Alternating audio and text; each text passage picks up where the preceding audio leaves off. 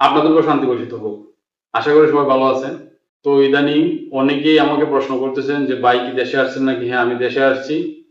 আলহামদুলিল্লাহ আমি ভালো আছি।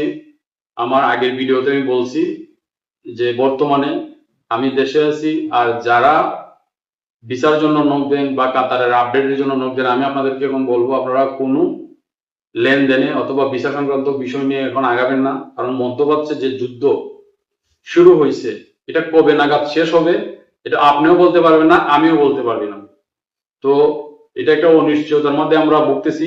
তো এখন কারো সাথে আমার মনে হয় যে ভিসা সংক্রান্ত বিষয় লেনদেন না করাটাই ভালো। অনেকে ভিসা হয়েছে, ফ্লাইট টিকিট পর্যন্ত ক্যান্সেল হয়েছে, আপনারা জানেন অনেকগুলো ফ্লাইট বাতিল হয়েছে, যার কারণে এই ফ্লাইট গুলা ফিসানো হয়েছে, মানুষ যাইতে পারতেছে না। আপনারা নতুন করে ভিসার জন্য তাড়াহুড়া করবেন না, সময় নেন, দেখেন কি হয়। কারণ মধ্যপ্রাচ্যের যে যুদ্ধ শুরু হয়েছে এটা একটা ভয়ঙ্কর যুদ্ধ। এটা আমি হয়তো আইডিয়া করতে পারতেছি না। ওই যুদ্ধের প্রভাব আমাদের বাংলাদেশে প্রত্যেকটা মানুষের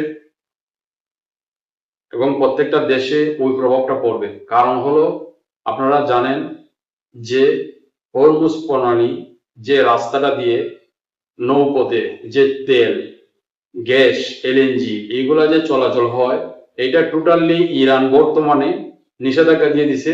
ওইদিকে কোনো কিছু চলাচল করতে দিবে না। তো ওইদিকে যদি কোনো কিছু চলাচল করতে না দেয়, তাহলে আপনি চিন্তা করুন, ইরান, ওমান, সৌদি, বাহরাইন, কাতার, তেল ভিত্তিক যে রাষ্ট্রগুলো আছে ওইখান থেকে তারা তেল নিয়ে পৃথিবীর প্রত্যেকটা দেশে ওইখান থেকে হরমুজ প্রণালী যে রোডটা আছে, নৌপথ সাগরের মধ্য দিয়ে, ওই রোডেই কিন্তু তারা তেল ডেলিভারি দেয়। এলএনজি গ্যাস আমরা যাই বলি, মধ্যপ্রাচ্যের যে বিজনেস, ওই রাস্তা দিয়ে কিন্তু চলাচল হয়। ইরান টোটালি নিষেধ করে দিছে, ওইদিকে কোনো তেলবাহী জাহাজ, গ্যাসবাহী জাহাজ কোনো ধরনের চলাচল হবে না।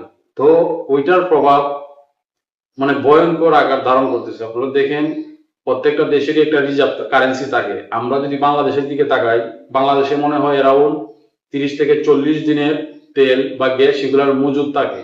তারপরে যদি বাহির থেকে না আসে আমরা একেবারেই অচল। আর এই তেলে, গ্যাসে প্রত্যেকটা জনজীবন বিধ্বংস হইতে পারে, আমাদের অভাব অনটন শুরু হইতে পারে, পণ্যের দাম ডাবল, 3 ডাবল, 4 ডাবল হইতে পারে। কারণ আপনারা জানেন যে পেট্রোল, ডিজেল, এই তেল ছাড়া কোনো কিছু চলে না। আমরা যে চালটা খাই, এই চালটা উৎপাদন থেকে একেবারে লাস্ট আমরা মানে বাদ করা পর্যন্ত তেলের প্রয়োজন হয়।